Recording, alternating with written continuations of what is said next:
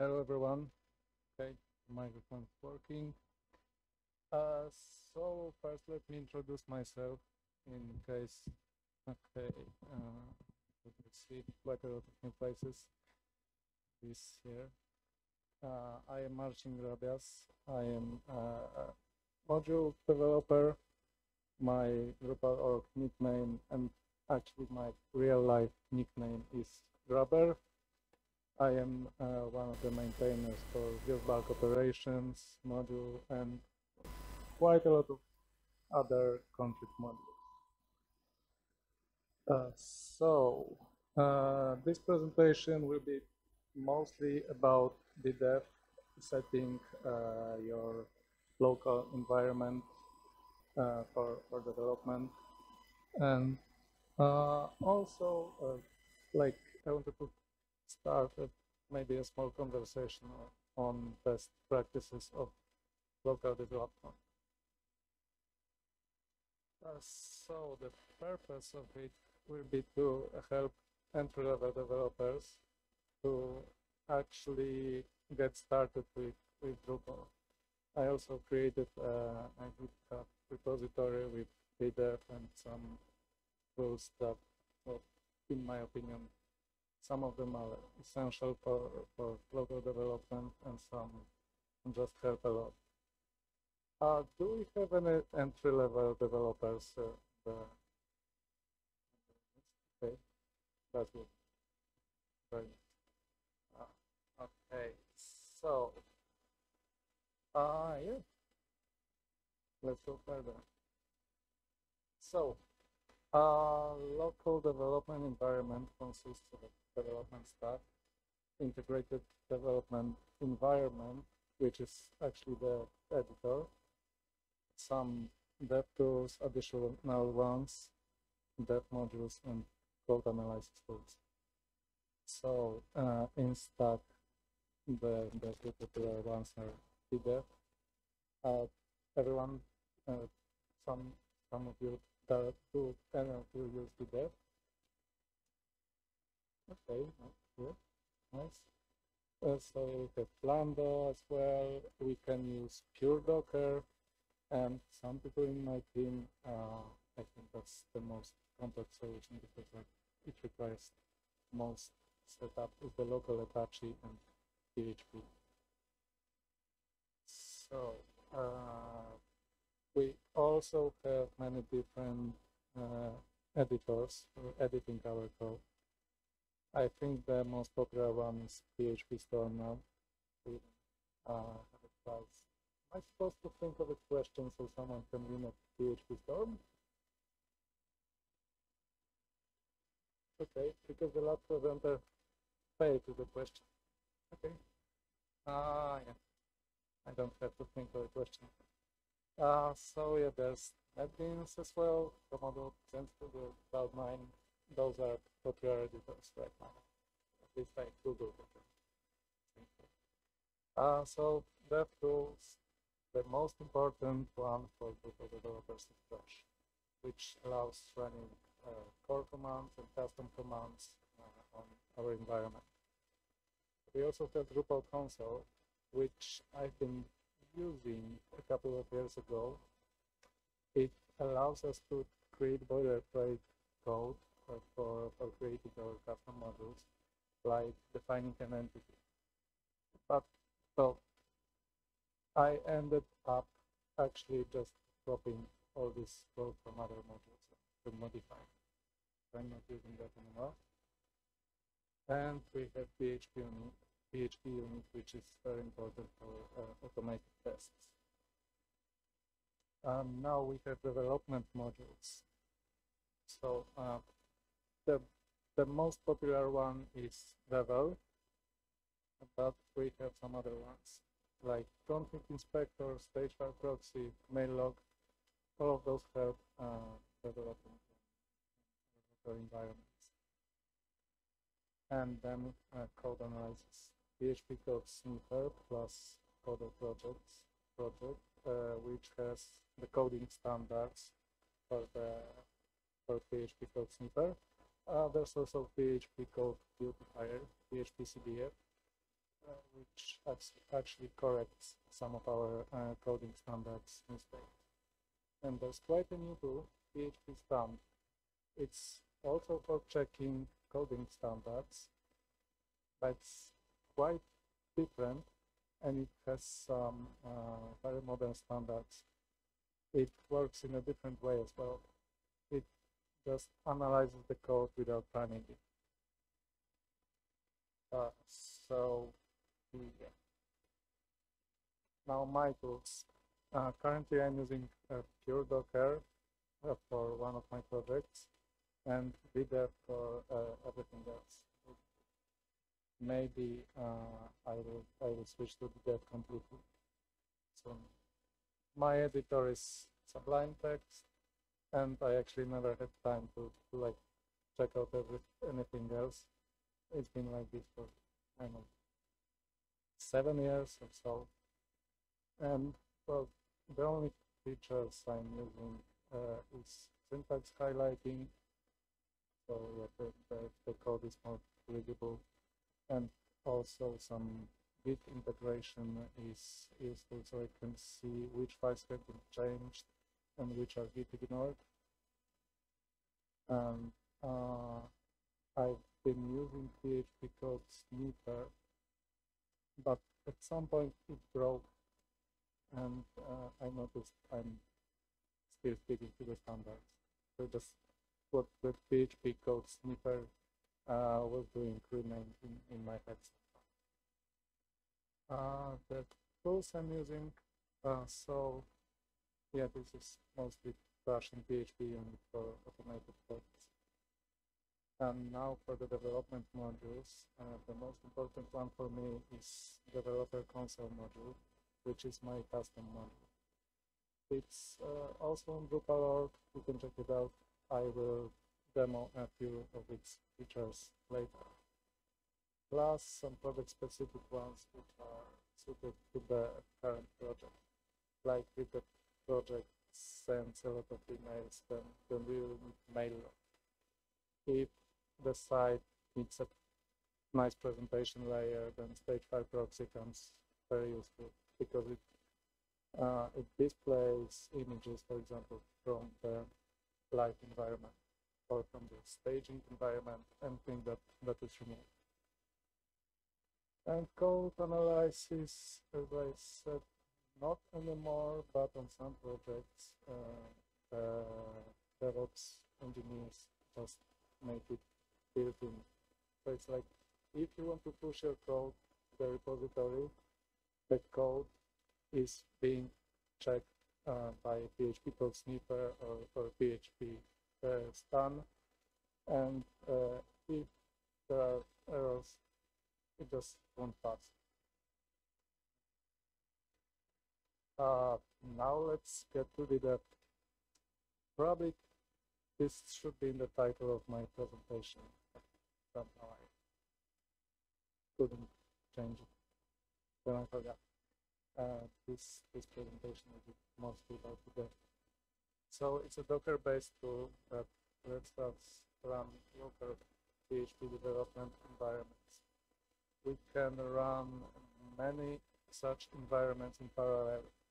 So if we're working on a few projects simultaneously, we don't even have to stop any of them, and all the sites we're working on are currently available in the browser. It's a console-only tool, so it doesn't have any visual user interface. It's lightweight. What takes quite some space in it, it's the Docker itself plus the containers. And yeah, here's a link to the documentation. Okay, the core main file of the dev is its config YAML, which is located in the project root dev folder, and yeah, it contains the project name. Actually there's an error here, because project name cannot contain underscores. Those must be hyphens.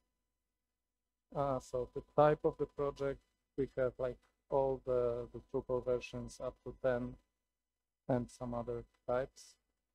The doc.root folder, PHP version, web server type, we have engines, Apache available. Now the ports, those here are default ports, so we don't have to specify any port in the browser to access the project URL, but we can use different ones as well. Additional host names, that's a very useful feature because we can actually set up a multi-site locally. We can have many subdomains that point to the same code base. And then we can, in the Drupal code, we can distinguish between subdomains and display whatever we want depending on the subdomain. Now, database settings, some extra packages, composer version, environment variables, and yes, we have Node.js as well, which is quite useful sometimes. So now the dev creates some basic containers. Containers are like isolated environments where we have some functionalities installed. So we have the web container, which has PHP plus the web server. We have the database container. We also have phpMyAdmin by default in the dev. And an interesting container is the SSH agent. It actually allows us to use our host machine SSH keys in other containers. So if we enter some containers and we run the SSH agent, there's like some special command, a short one we execute, then our SSH keys will be available there, but we will not be able to access them from the container. If just container will have any privileges of the host machine.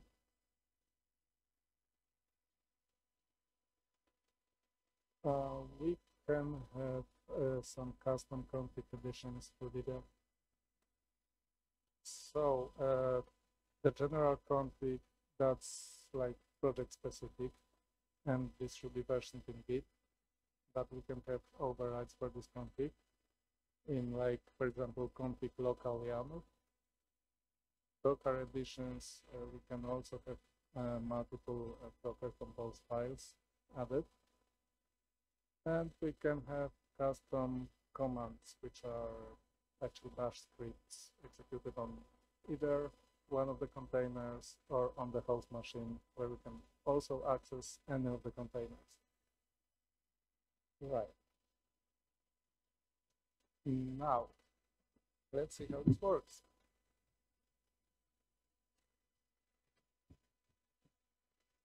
Yeah.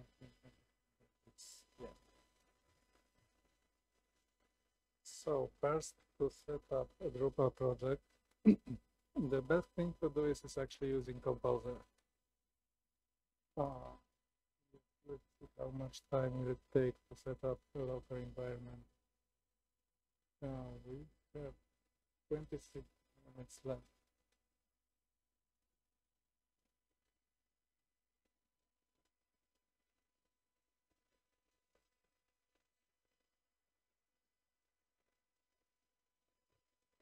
Just in case I will cheat sheet.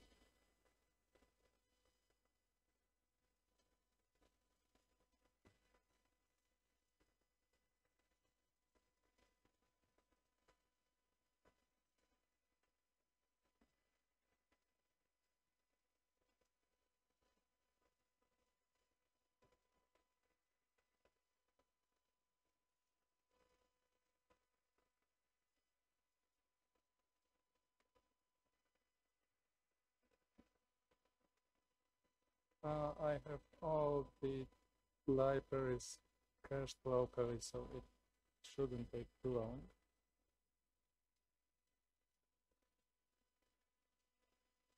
Like maybe a bit longer because of connection to the to the project. If it takes too long, then yeah, let's just do something else in the meantime. So I told you about my Git repository I created for entry-level developers. So it has DrupalCamp installed. Let's see the progress. It's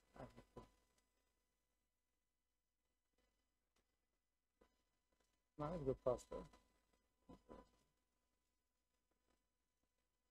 All right. Yeah.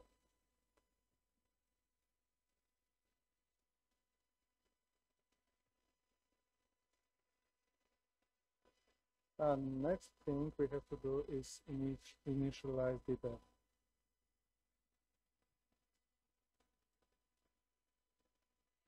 We do it with ddev config command. So first we specify the project name, the doc root directory, which is web in case of the default recommended Drupal install. Now, the project type, ddev already found Drupal 9 installed in the folder, so we don't have to specify anything again in the default, in the parentheses. And that's it, basically. We can start ddev now.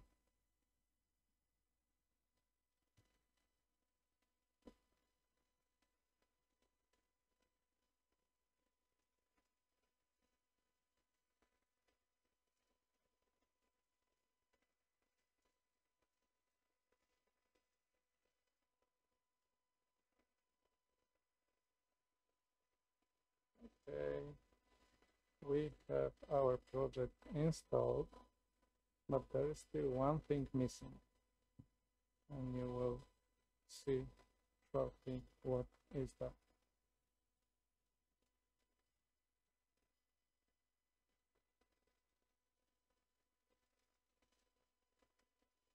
Yeah, it's installing Drupal.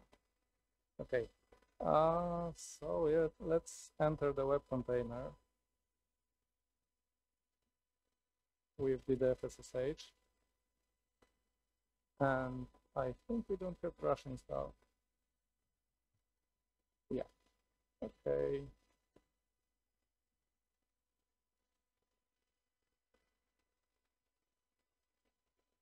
Let's install it.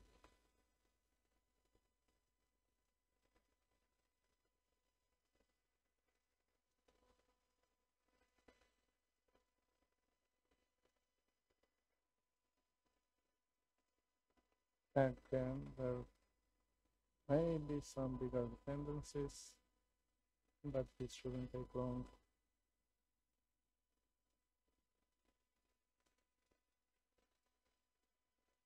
Okay, we have Rush, and now all we have to do is install the site.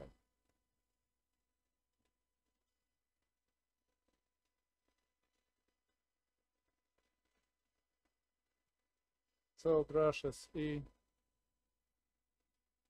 with the name of the installation profile.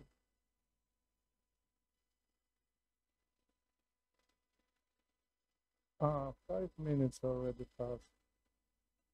Not long. So there is some addition to the dev. It's called mutagen. It's supposed to speed up the Drupal installation process like 2 times or more. I have to try it eventually. It may be just changing this parameter, mutagen enable to true. I haven't done that yet. We have to check it out. Okay, it's in progress.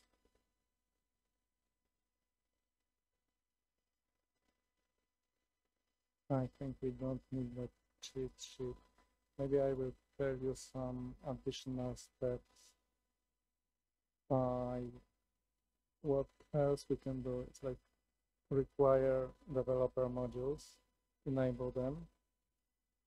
add git ignore, because now 12 core files are not git ignored, contrib modules are not git ignored.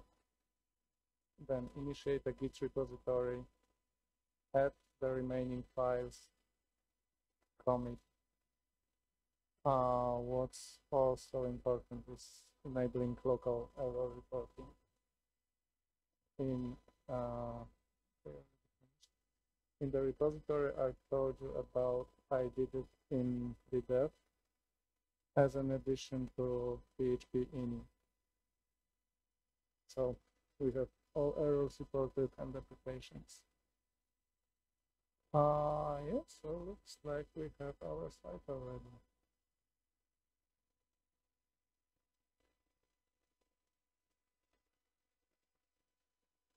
Yes, we already installed.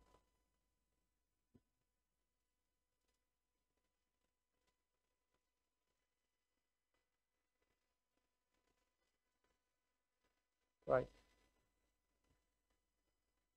So 7 minutes of that.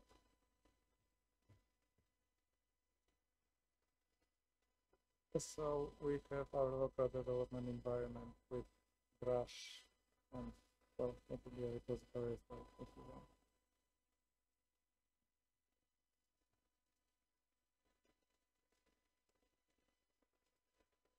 I hope this will help some entry-level developers, at least some smaller projects. And now we're in the user one. We can do anything we like on the site. Work on the code base, which is, let me open the folder. We named it DrupalCamp. So yeah, basically we have composer.json and composer.log created by the composer. We have the web folder where we can create our additional modules. The best practice is to create custom modules in the custom folder. And if we require a module, let's maybe do it now.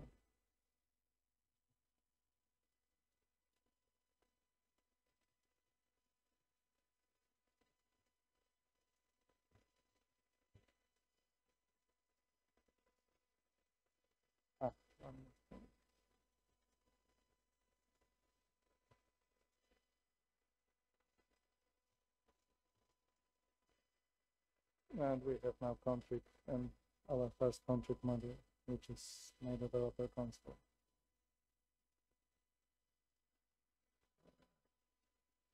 So also composer install vendor libraries not required.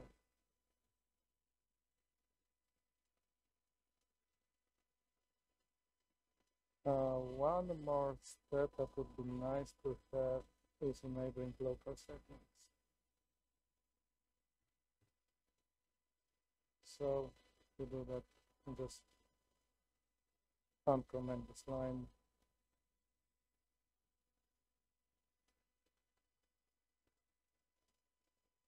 And create the file.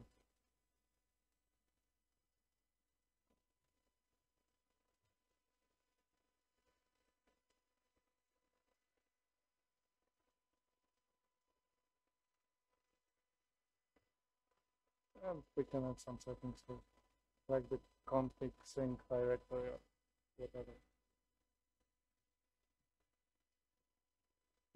Okay, let's check what's next on the agenda. Maybe I will leave this room.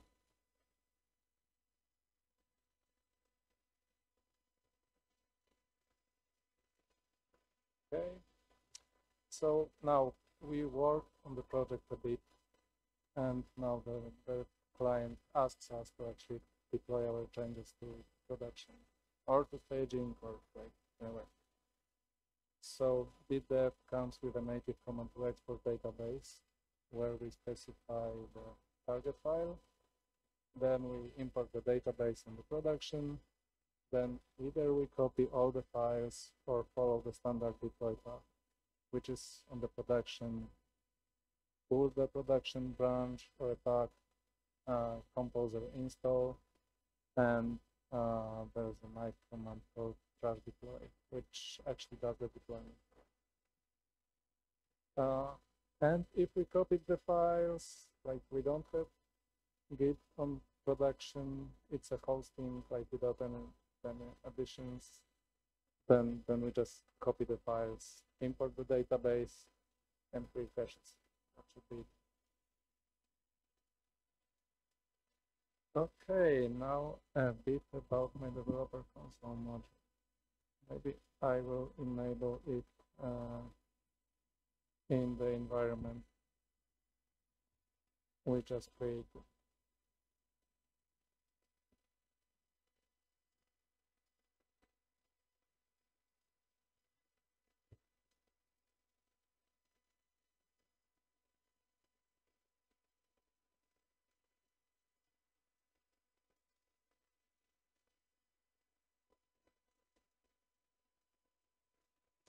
So it doesn't create any links on the side. We just go to admin console.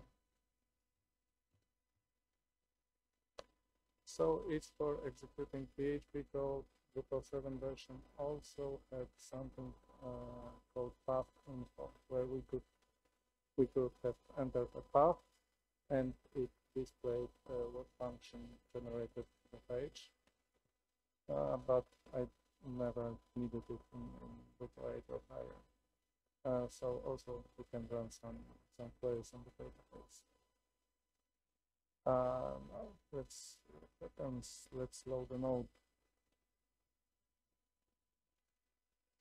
It was so easy in Drupal 7 where we could just write node load.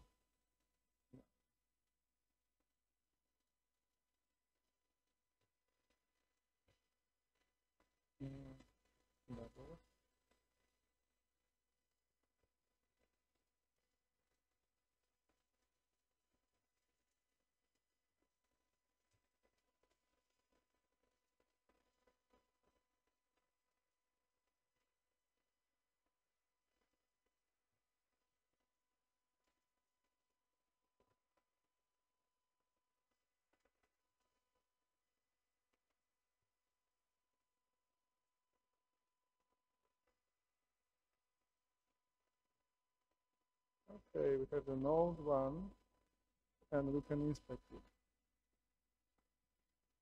We can check anything that's available in Kind. Devel also has Kind integration, but my integration is like has more features. We can save to a file, we can display not in the messages section, but in the page top or top of the rendered element, and quite a lot of others, including a depth modifier. All of those modifiers are used in the second argument. So for example, if you want to save a file, then you do this. And then nothing will be displayed. And if you want to see the output,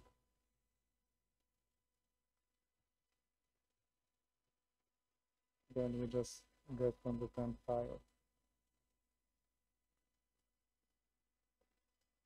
One more cool feature is like it displays execution time, and we have history of all we did before.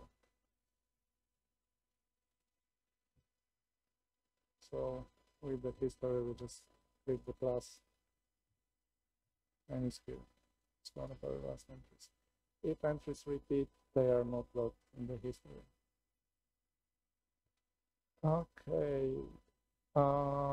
Other tools of my developer console module is like debug backtrace, performance measuring functions, and there is one more thing I didn't mention here because I'm actually using a different method.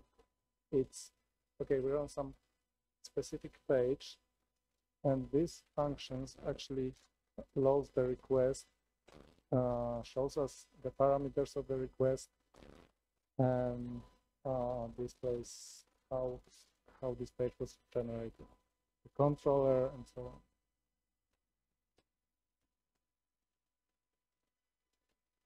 on. That's already done. Okay, now I will tell you how I'm working, actually locally, how the process does look like. So first, I'm getting a task to actually implement something. This is the slowest, probably most annoying, but also the most important process and the most important step, which is the initial research. So we have to check if we have some existing solutions for a specific problem. We have to evaluate them, read the code, if it's extendable, if it can be maintained, if there are some maintainers for it that are actually active in the community. If we decide to go for a custom solution, and then, well, we also have to think about how to implement it.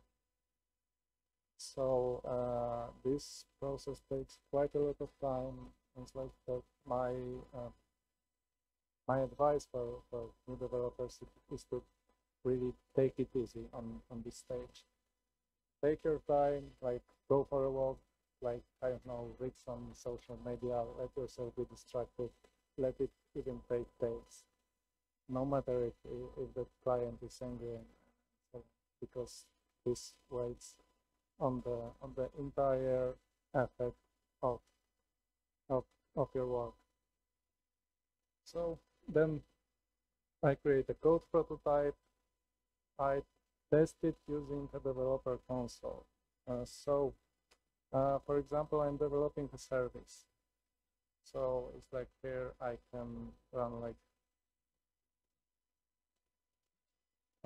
my service equals to like Drupal service, the name of the service, and I can unit test some methods. Okay, this helps in the initial development. The ultimate way would be creating automated tests, which could be run later, anytime we want, instead of just using the console.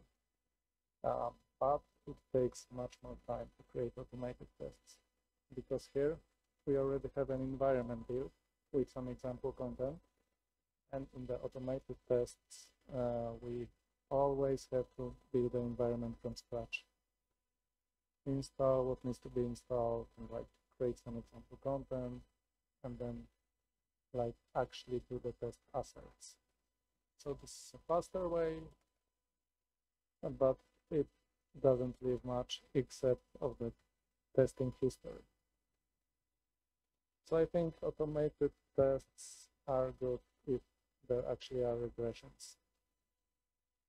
Otherwise, it takes a lot of time. So after the code is tested, internally tests, we can do functional tests, like click on the site and like check our functionality. Then code quality review using the standards checkers I mentioned before, like PHP series, PHP span, and so on. And now another very important part is the peer review. So we wrote our code, and it's very good to let someone else see. It's like, I think none of my projects would be even half as good without input from other people. Let it be the other developers or even just people that were testing. Without it, like, if I did that alone, it would probably suck and like serve not more of a purpose than my own. And we're actually working for others, no matter if it's like contribution to Drupal, something we do for others, or something we do for the money. It's still, we need that input from other people. All right.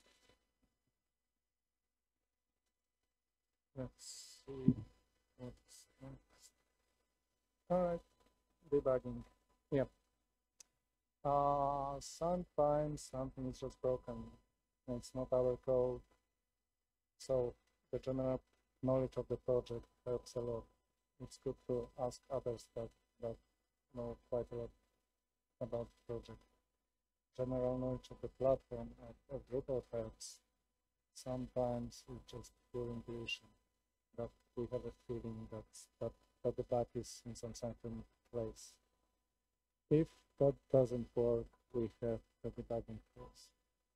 Sometimes we have to start from the controller where the page is generated. Sometimes we have some clues and we can start a bit further in the process because we actually know what's generating the effect that is broken. So yeah, let me just go from place to place and debug until we find.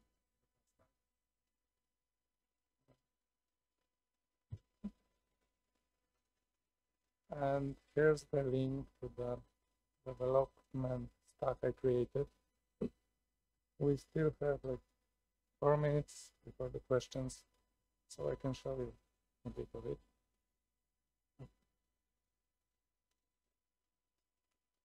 it. Okay, so what we have here? We have Drupal 10 installed. We have the developer console. We have admin toolbar module. So yeah, it's easy to find all those links in the toolbar. Drupal 10, actually to change this, you can change the version to anything else, anything that suits you. We also have trash installed. It has a basic git ignore that has like config modules, vendor, core files ignored. So we basically left what's specific to our project. The composer JSON and the composer log, the sync directory for config, and custom modules. Everything else is always in external repositories, so we don't need this in our data. Now, what else do we have? We have PHP code sniffer configuration. We have PHP stan configuration.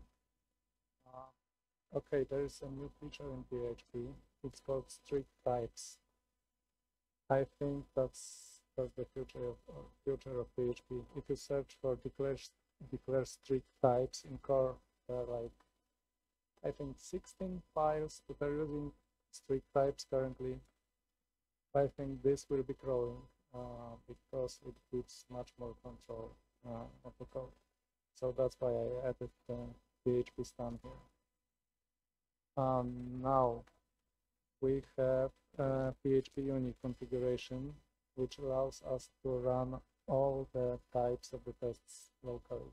So that's unit tests, kernel, functional, and functional JavaScript. To run functional JavaScript,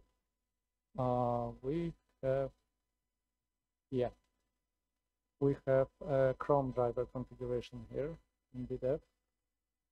It's just we have to rename the file. Chrome driver weighs like 500 megabytes. So if someone needs it, then it's easy to enable it just by removing the TPL extension. And now about custom commands for ddev. I added the code analysis command. So we just run ddev analyze code. Let's try it on one of the core modules. It's not this one.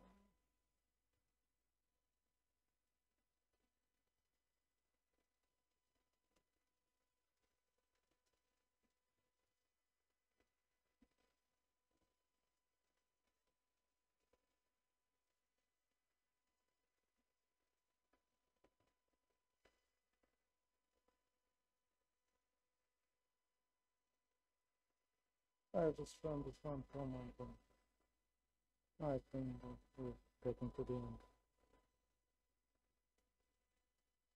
Okay.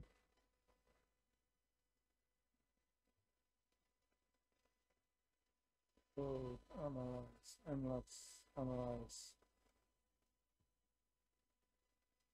some of the core modules.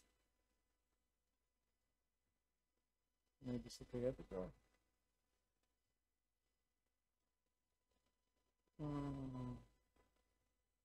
What did I do wrong? Analyze code, not code analyze, right? Damn it.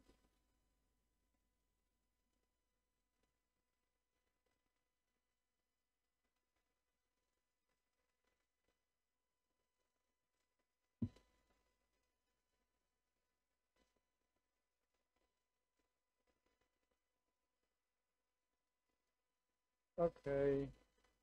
PHP code guiltifier first, that fixes some standards, then PHP CS to check what we have left, and last PHP stan to check for strict types and some other standards that let us actually write code where at every step we know what is the type of a variable, if it's an array or if it's a string or if it's an integer.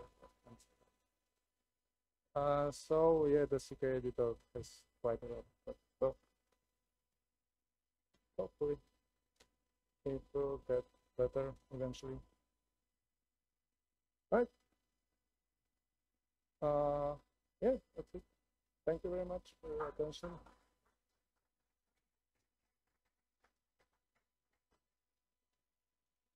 And if you have any questions or any suggestions, what could I add in the dev repository that would be useful for entry-level developers?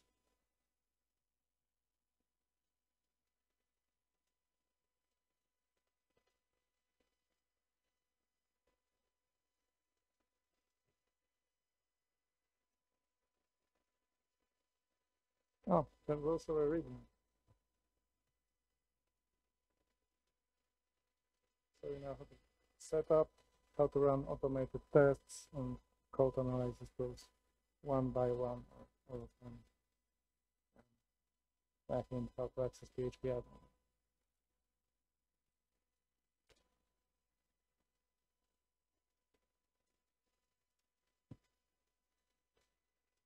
Which is here on GitHub.